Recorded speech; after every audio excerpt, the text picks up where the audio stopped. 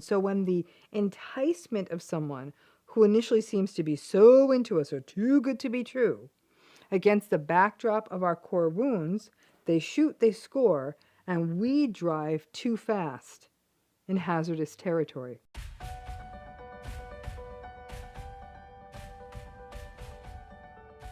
So let's talk about the first kind of narcissistic relationship, and this is the happiness hoarded relationship. It's not a great name, but it's all I was able to come up with.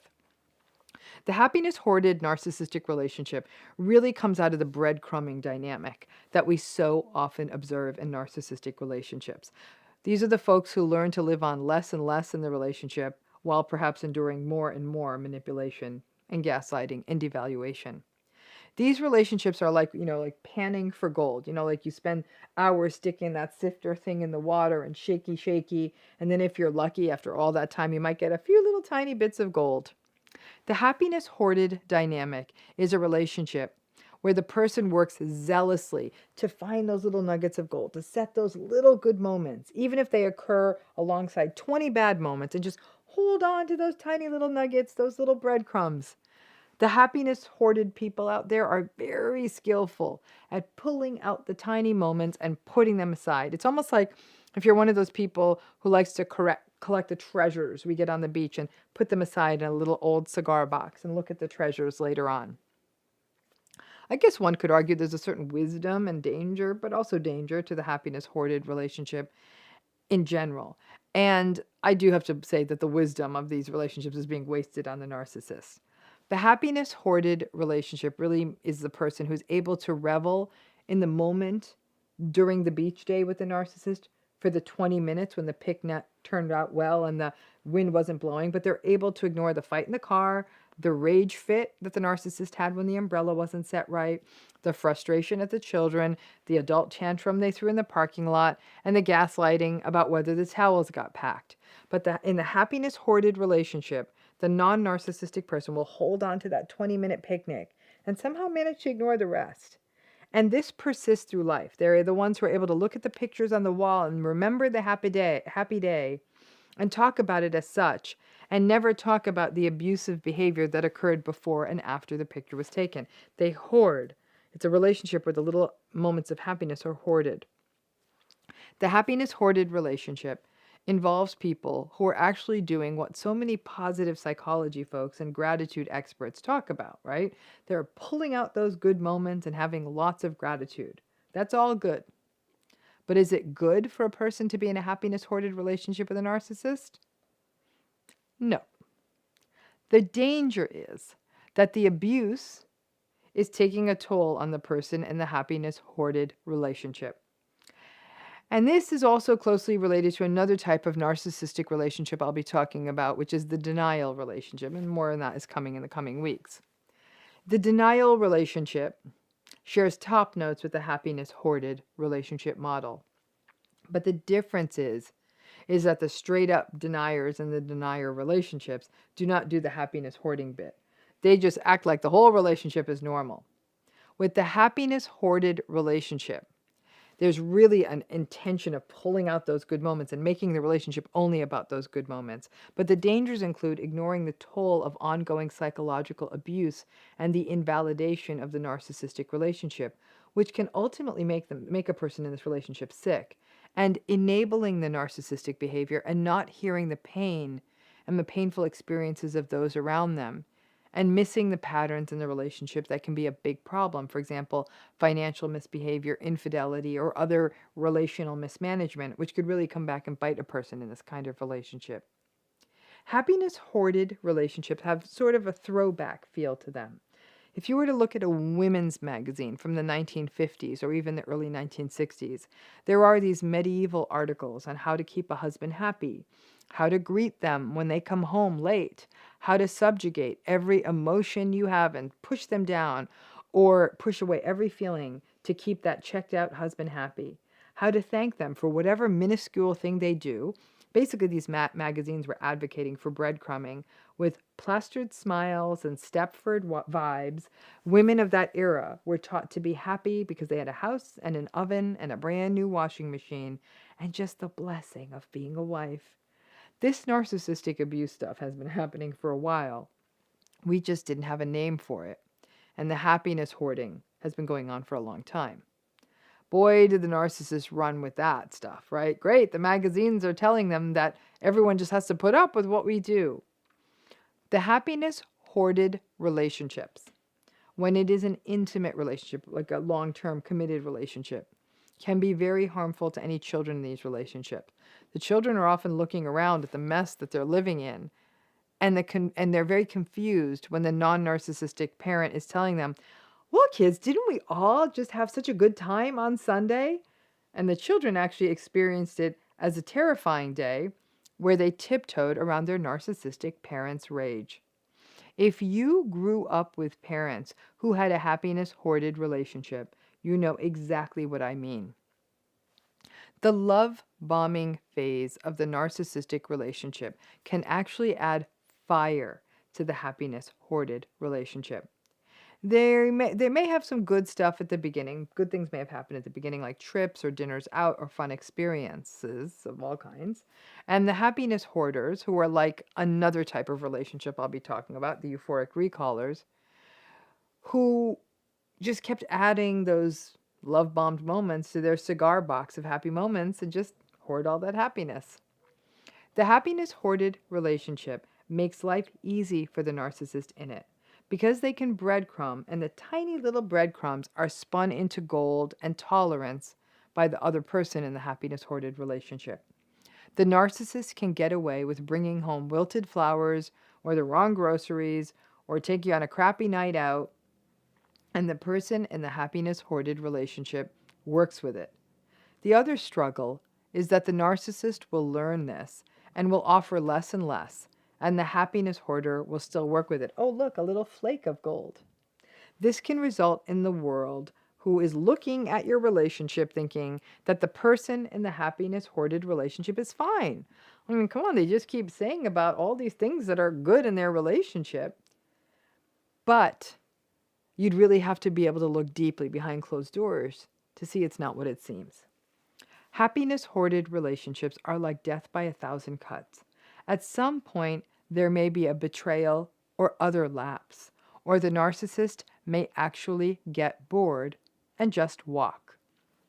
There is also a Pollyanna feel to these relationships. So without the fight and the emotion, narcissistic folks do get bored over time. The happiness hoarded relationship, when it ends, can leave the non-narcissistic person in the relationship blindsided, feeling that they cultivated gratitude and focused on the good stuff. And all this, they did all the stuff basically that the relationship books told them to do. And when they slowly become aware of what a narcissistic relationship is, some will just never get it and will often slide into depression and despair. The ones who do get it, it will be like crushing their innocent world view and can result in a sense of grief and anger at the world. But unless they work it through and process it, there is a risk of them repeating that error again and again and just finding another narcissistic breadcrumb pusher. Happiness hoarded relationships are really painful to watch. To watch someone try to make something out of very little, and who, in the face of abuse and manipulation and gaslighting and invalidation, will try to stay focused on the junky trinket the narcissistic person gave them, or the dinner out that they had 6 months ago, or the picnic embedded in the nightmare of a vacation. I mean, golly, you just want to give them an A for effort, but it isn't that simple because I don't want to congratulate them on a really trauma-bonded mess. Your body feels abuse, and even if a happiness hoarding mindset tells you to look for the good stuff, in the happiness hoarded relationship, it wouldn't be unusual for this non-narcissistic hoarder to get sick or develop other habits that aren't healthy or become anxious, depressed, or even show obsessions and compulsions. The body feels it, even when the brain is desperately trying to hoard these tiny little good memories and moments to prop up this illusion of a relationship.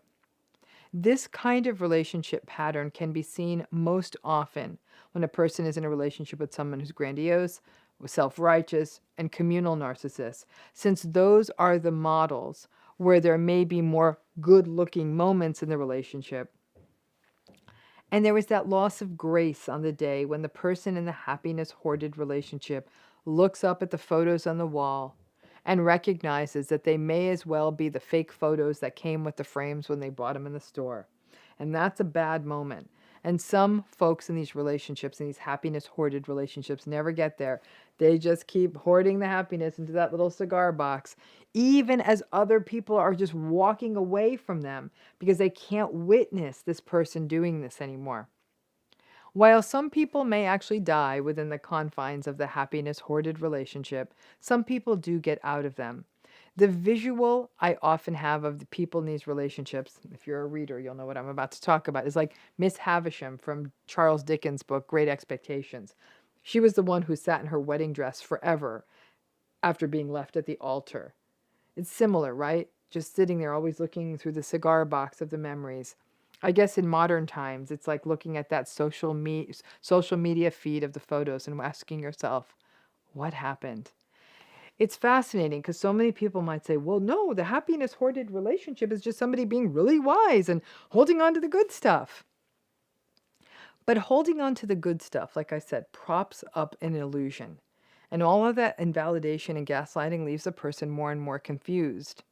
And they keep trying to talk themselves out of it. It's a massive trauma bonded justification. But,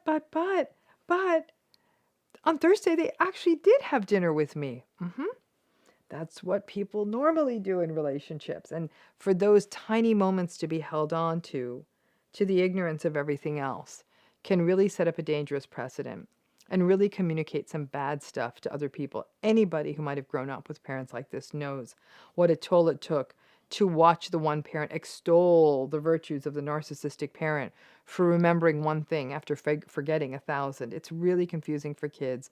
It's not good for the person who's in it. If any of you think you're in a happiness hoarded narcissistic relationship, drop that in the comments. We'll go through these other types.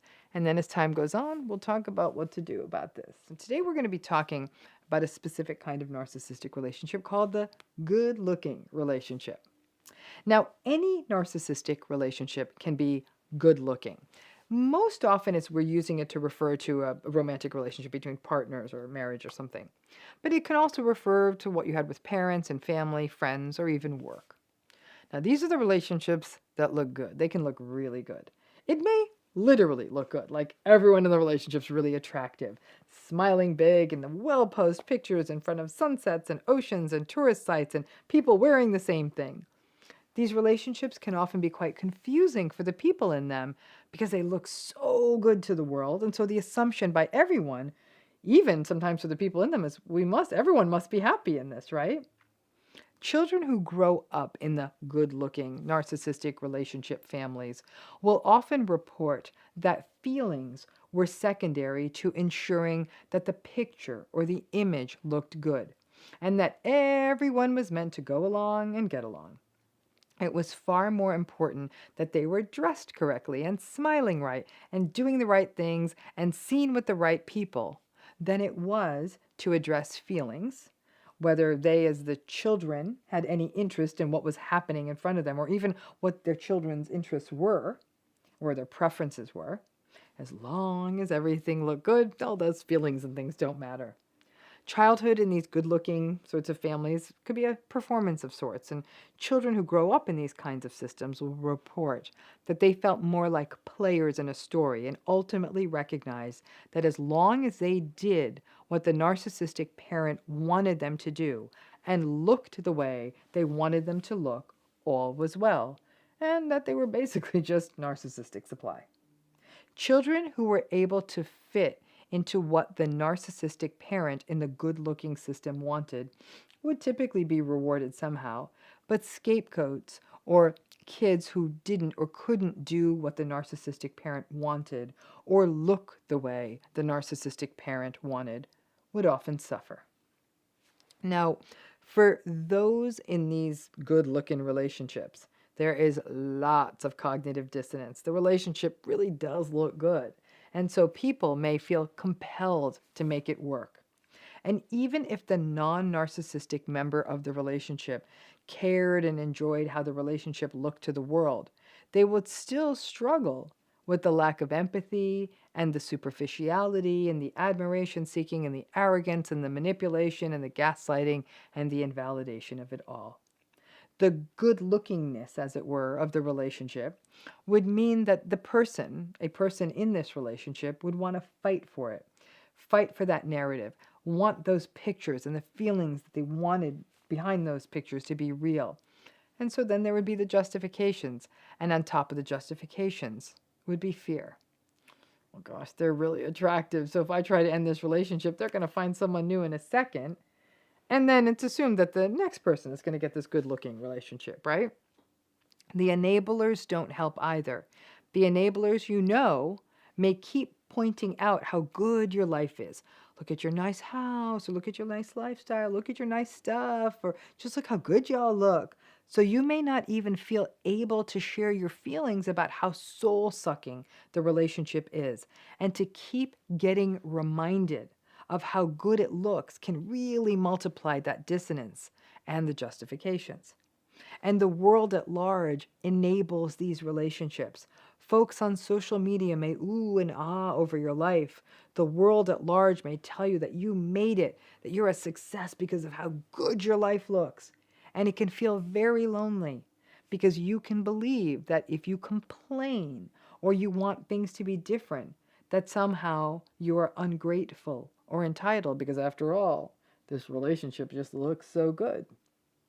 Now, the reason I think so much of the world does not understand narcissism is because more than a few of these relationships fall into the good-looking bucket. We judge relationships, unfortunately, from a very superficial place, and some people are better at branding and documenting their relationships than others. This good-looking relationship is a tricky relationship type because people in these relationships often doubt themselves because it does look so good. They are actually often quite physically attracted to their partners because they are attractive, and the two of you look good together. And that really can fuel the rationalizations. And the world thinks you must be doing fine because you look good in your relationship, which can mean enabling and people telling you that you are asking for too much when you have such a good thing. What are you asking for? More empathy. You look great together, right? So I have found that helping people walk out of good-looking narcissistic relationships is a real struggle. People really do get stuck in how it looks.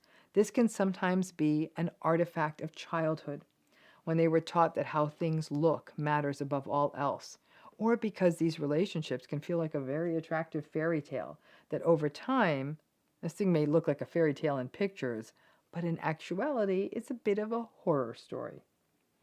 The trauma bond around all of this is quite profound. The wanting it to work, the wanting to be chosen by the beautiful person, the wanting to be in the magical narrative, and the collusion of the world can really complicate it. Most people really need to crash out, get to that rock bottom on these relationships, and that can look like infidelity, even physical abuse, before they will step away from them. And the infidelity, unfortunately, just feeds the narrative of like, oh, great, now someone else just got my good-looking relationship, which can make hoovering far more dangerous if that good-looking narcissist comes back around because you want that back. The attractive narcissist is one of the most dangerous ones of all because, let's face it, beauty is compelling. I am always so proud of survivors who can get to the point where they say, I don't care how good this person looks or how good our life looks. I am done. And they're able to see through all that attractiveness. But unfortunately, in these photogenic relationships, it takes a really long time. If the good-lookingness is around your family of origin, so it may not be your intimate relationship or your romantic relationship, but your family of origin, there can be this real image of, look at us, we go on these great vacations together and we have these family reunions and we look so good, and it really fuels that sense of you're thinking, oh my gosh, I know what these people in this family are really about. But as a child, you really almost felt like almost culty and how like important it was for all of you to look good together, and that still matters in adulthood. And in that case, though, because things are so good looking, There can be a real pressure that nothing be wrong. So if you start rolling up and saying, hey, everybody, this family system is really toxic, well, toxic isn't very attractive, is it? And there can be a real ostracizing of the person, often a truth teller, who rolls up and says, this, folks, is not healthy. But in good-looking family systems, they don't want to hear it. And you might even see this in a workplace. It's interesting to think of a good-looking narcissistic workplace, but that can often be a high-status sort of business, or a business that's associated with sort of lots of power and lots of flash and razzle-dazzle. And that it may look really cool to work there. Great rooms to have a break in and take a nap in, and candy dispensers or whatever it looks like, or great perks. And everyone just looks real happy. But then in a back room somewhere or in a conference room, there's a really narcissistic manager throwing a laptop, or people screaming at each other, or people being humiliated or debased or invalidated or worse, or harassed. That on the face of it, people are like, I want to work there. That just seems like the place to work. It's good looking, so it can be hard to break ranks thinking like, well, everyone wants to work here, and I think it's toxic and want to get out. It can be really hard for a person who feels like maybe it's something about me because everyone else seems to want to work here. Remember, as is often the case, and good-looking relationships are a great example of this, sometimes the emperor is not wearing any clothes, and it takes a courageous person to call that out. This particular relationship we could call the euphorically recalled relationship. Some of you may be in this relationship, some of you know people who are, but you know this relationship. The folks who say, wow, we had such a good time on that vacation in Europe, or we built that business together and had all those late nights eating takeout and building our dream, or our first date lasted 12 hours, or we spent every morning making pancakes that spelled words, or remember we laid in bed until 3 o'clock on Sunday afternoons. And then you look up and you realize that the person is talking about things that happened 10 or 20 years ago. But the way they're talking about it, it's as though all of these fun, charming, comforting, passionate things happened recently. With the euphorically recalled relationships, all I can say is heaven bless these folks.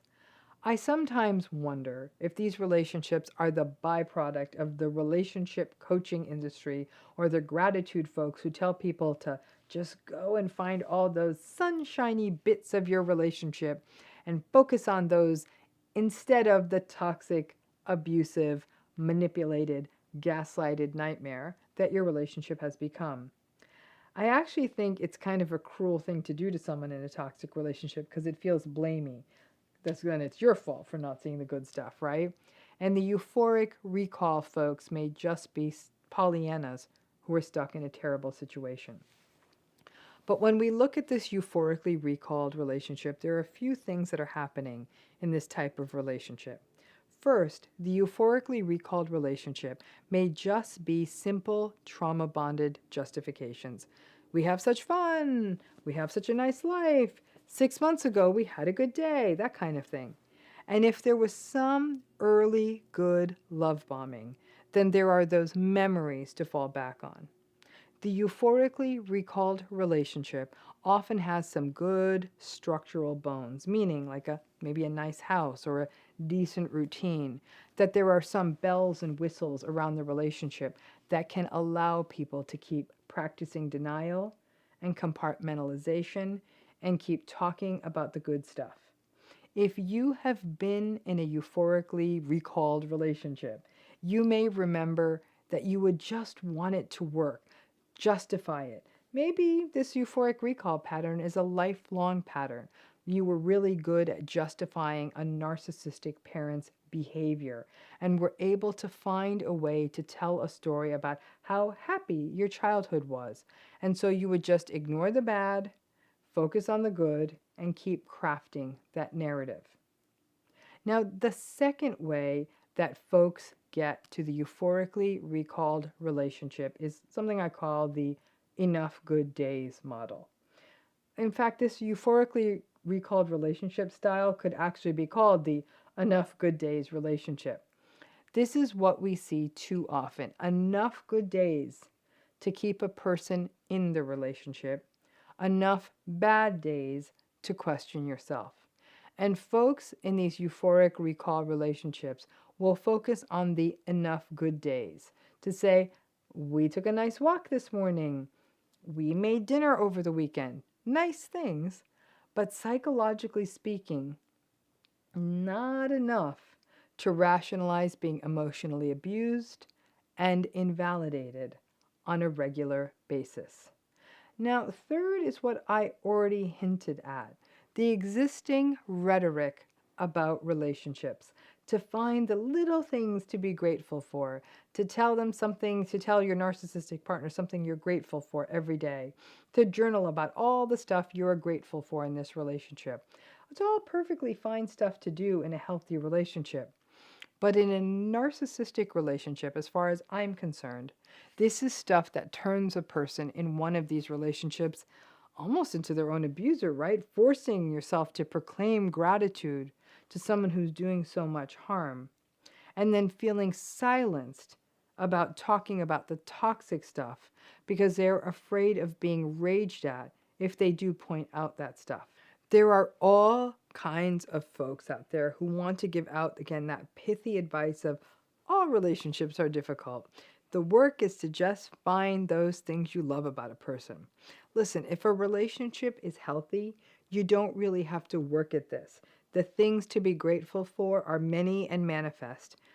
You may need to calibrate a little and not take a good person for granted. I think we are all at risk for doing that.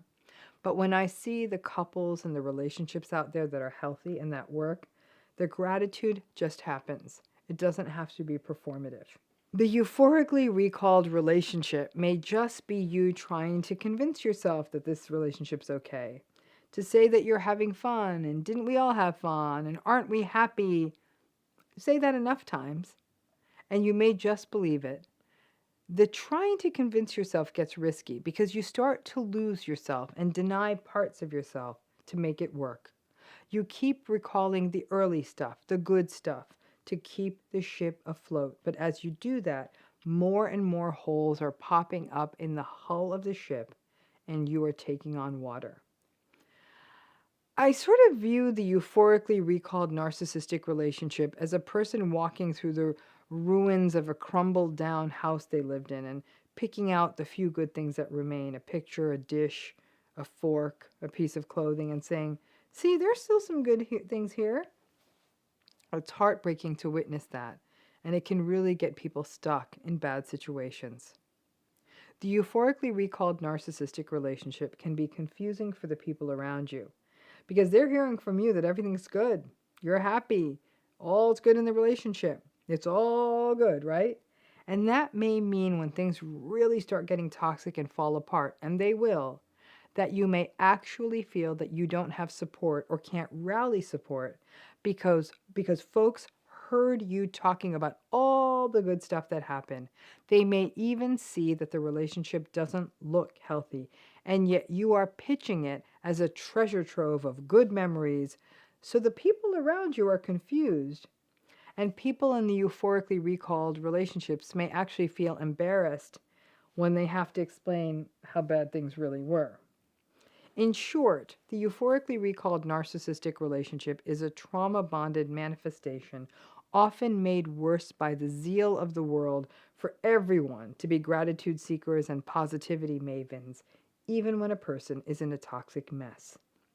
Folks in these relationships may feel blindsided because when everything falls apart, or the betrayals can't be unseen, there can still be a risk of looking backwards and wondering what happened. It takes folks who are in these relationships a minute to finally recognize that there is no fun dinner or vacation or house that can make up for invalidation, manipulation, and abuse. So the euphorically recalled relationship is in many ways sort of it's that surprise for many people who say they've been saying they're so happy and now they're not together anymore and they're really being open about what happened. There's a real danger because the danger of this relationship is as a person keeps pulling on these old memories they had of this relationship, talking about a trip 20 years ago as though it was yesterday. it keeps a person in proximity to a toxic situation that day in and day out is taking a toll on them. And I'm sorry, I don't buy this idea that if a person can sort of stoically keep their spine strong and stay in something, and think what happens more often, that is in the midst of that stoicism, that euphoric recall, everything's great. I got to tell you, these great things just happened, and they didn't just happen. There runs a real risk of a person falling into a place of physical and mental health issues from being exposed to such a toxic situation. Let's talk about what the narcissistic relationship looks like in this post-pandemic era. So let's face it, folks, relationships were affected in so many ways during the pandemic. Profound, simple, and downright tragic ways, right? Some healthy relationships, got the lucky ones, they got even healthier from all the time that people spent together. Some folks on the fence of their relationship drew closer without the distractions of socializing and commuting. And good for you. Hey, drop it in the comments what happened to the relationships you were in because of the pandemic. Sadly, there is also clear domestic and global documentation that the rates of domestic violence increased. The abusers, not surprisingly, became more abusive, and the survivors had few options because the pandemic shuttered some shelters, facilities, and programs, and made hospitals and emergency rooms particularly dangerous places, and also mental health providers were in tremendous scarcity because everyone was so stretched. During the pandemic, by and large, the experience of the narcissistic relationship became worse. Remember that most narcissistic people need the validation of other people. So just you at home with them wasn't cutting it. Even with social media, it wasn't enough. And their irritation and frustration and perhaps their Zoom anger or perhaps losing a job meant that lots of narcissistic people became more volatile, more reactive, more ragey, and manipulated and gaslighted with abandon. Narcissistic people use other people to regulate, and you or the other people in your household were the only game in town for them to use as their psychological pacifiers. I recognized that before the pandemic, a lot of narcissistic relationships probably only made it as far as they did and lasted as long as they did, because that narcissistic person was also getting validation and supply at work, through friends, or by being out and about in the world. And since a lot of narcissistic people are very oppositional and didn't take lightly to the various restrictions, such as not being able to travel, having to follow rules, their rage escalated, and guess who got the worst of it? Yep, narcissistic relationships are not built for captivity or 24/7 contact. So now that we are coming out of the pandemic, now what? For some folks, their relationship couldn't make it through the rigors of the pandemic, and they called it quits. In the long term, I do believe this is a win, but the narcissistic abuse likely escalated in a way that was, during the pandemic, that was overwhelming. It did some real psychological harm. So even though it's done, it must not have been easy, right? Having to really see the narcissistic relationship day in and day out for what it is, without work or the usual disruptions or time out of the house to block you from the awfulness that was happening all the time, had to have been a hell of a wake-up call. It may have been you who ended it. It may have been them. But ultimately, and not surprisingly, the narcissistic relationship for many, many people was not able to withstand the rigors of 24/7 contact. For some of you, you stuck it out. Maybe your job still required you to leave the house. Maybe the narcissist still had enough distractions. Maybe you just have great endurance. Or maybe you stayed for all the usual reasons: hope, fear, guilt, kids, that kind of stuff. And now the narcissist is going back into the world. So despite the existential life lessons we all got in the past few years, your life will remain the same narcissistic relationship mess. However, the distractions of normal life again may actually temper and even lighten some of the impact on you because you don't need to see them as much. There's that at least, right? For some of you, you stuck it out. You actually thought, oh great, they aren't so distracted. We are all at home during the pandemic. Maybe that will make this relationship work. And now that they're able to be back in the world, the narcissists are back in the world, they're little validation sponges, aren't they? And they're out on the town and talking to people and may actually have forgotten how hard you worked and all that you did perhaps for them or your family together during the pandemic.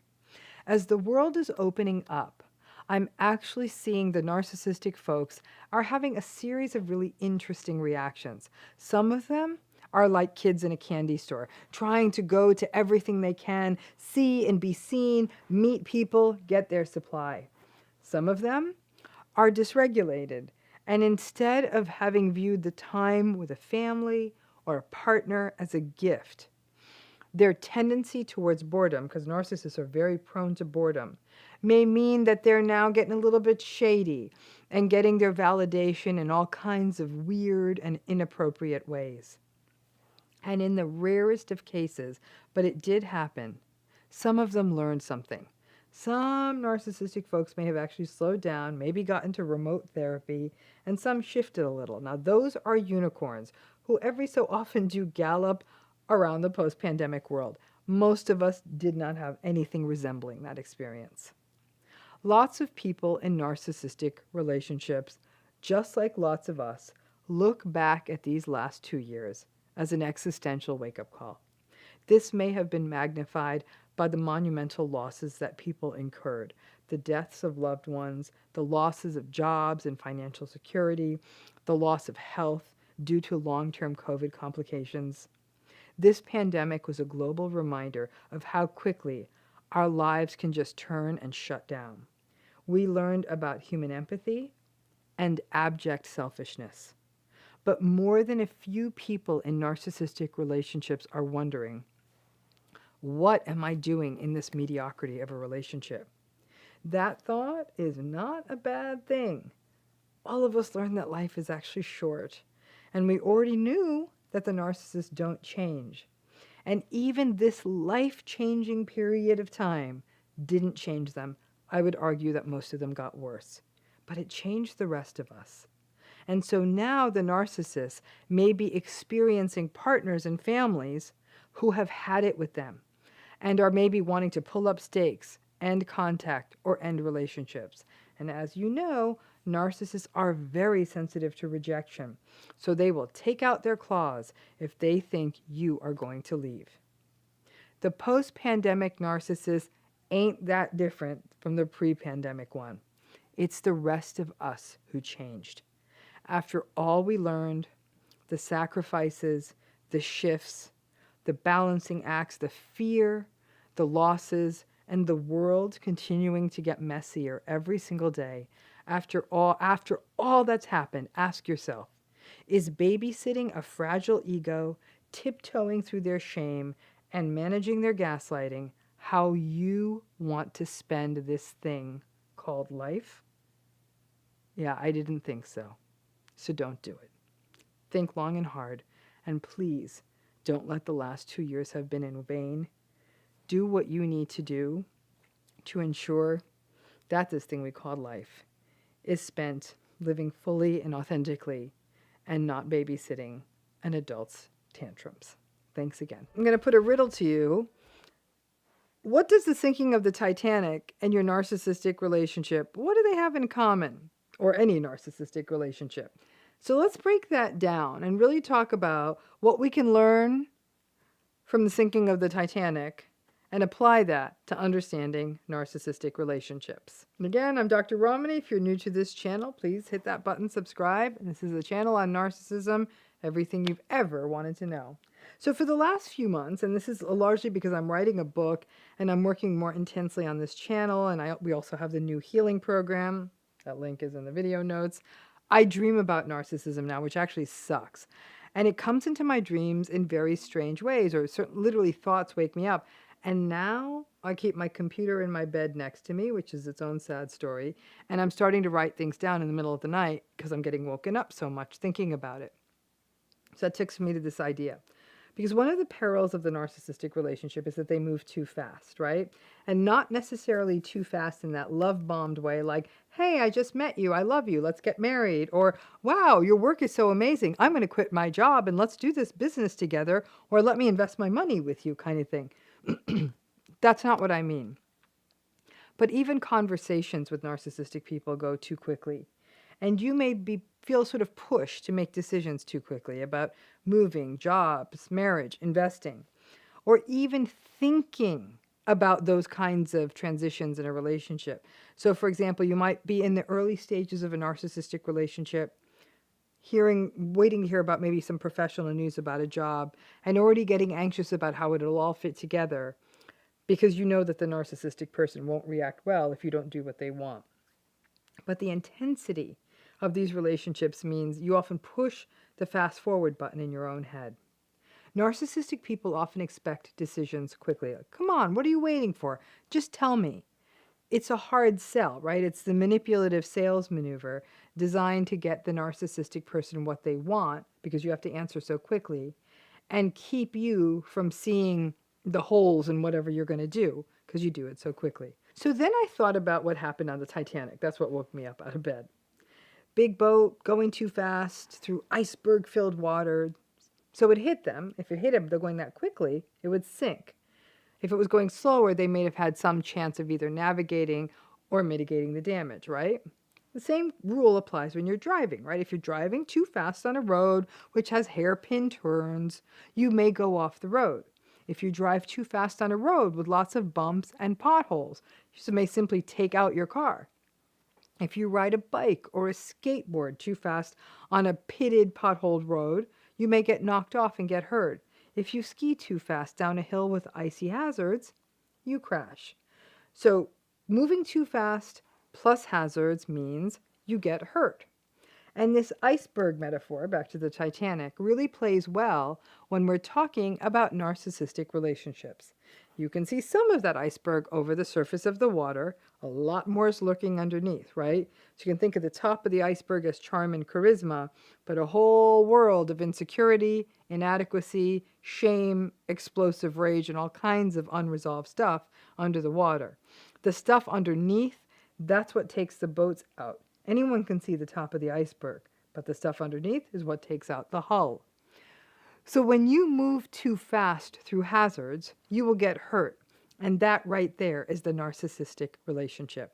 There is something about their charm and charisma that speeds things up, makes you willing to see a future with them, or even change around your professional life or aspirations for them, or enter into a business relationship with them, or become fast roommates with them.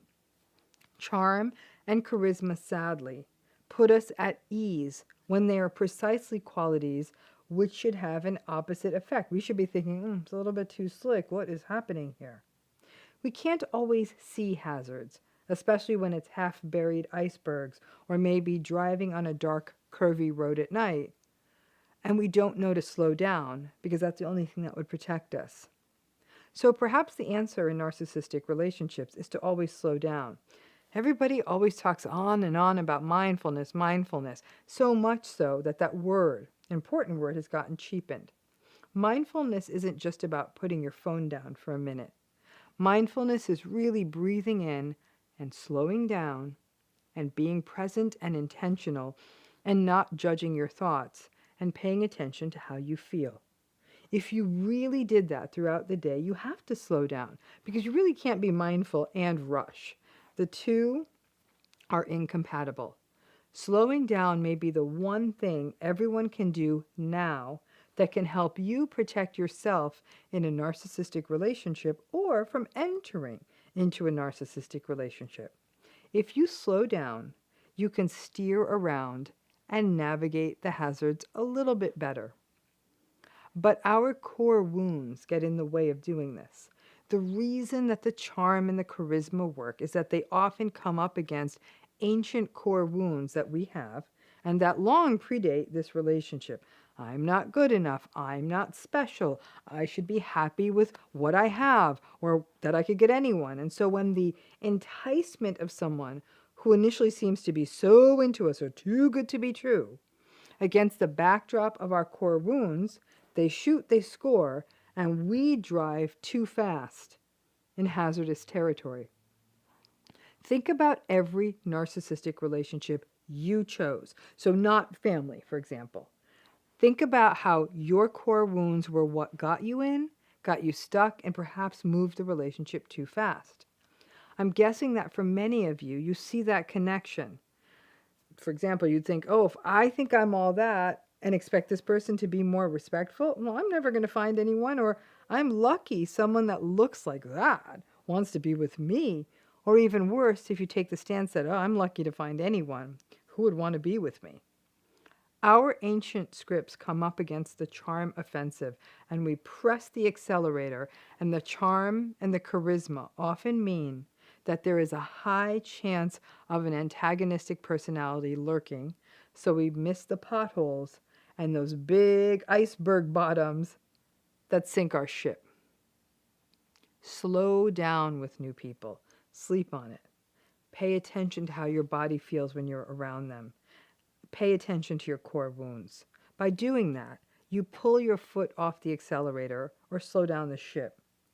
As the world seems to be full of more and more dysregulated, angry, antagonistic, and narcissistic people, we all need to do this with everyone we meet. We are all hurtling down the road too fast, and these roads and waters are full of hazards. Slow the hell down, because then even if you do hit the pothole or the iceberg, you may save yourself from getting completely taken out. So again, the speed of the narcissistic relationship, and not just the relationship itself, but how quickly they expect you to do things. Come on, make a decision. Do you want to go? Do you want to do this? You want to do that? Hey, tell me. That is very much the narcissist game. And by doing that sort of heavy sell on you, needing an answer from you so quickly, part of that reflects their impulsivity, but also reflects a manipulation. When you don't have time to make a decision, but you also are trying to appease them, more often than not, you're going to make the wrong decision. It's really all about driving too fast under dangerous conditions. Hope that makes it clear. Don't let your ship sink, just like the Titanic. Thanks again.